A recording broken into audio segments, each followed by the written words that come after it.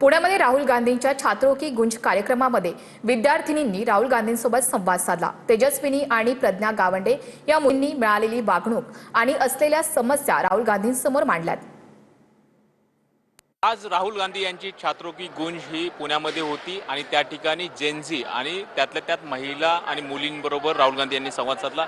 या दोन मुली आहेत, त्या स्टेजवर होत्या, राहुल गांधींशी त्यांना चर्चा करण्याची संधी मिळाली। तुझं नाव काय आणि काय तुझा मुद्दा मांडला तू? माझं नाव तेजस्विनी आहे आणि माझा मुद्दा बेसिकली हा होता की ज्या गावाकडनं मुली येतात त्यांना बरेच प्रॉब्लेम फेस करायला लागतात।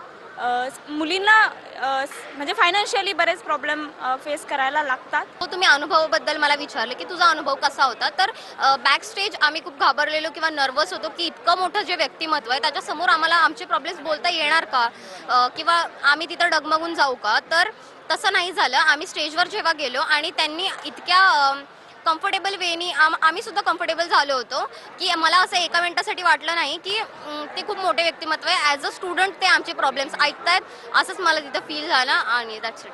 कॅमेरामन खंडूसह सुनील काळे, TV9 मराठी, पुणे।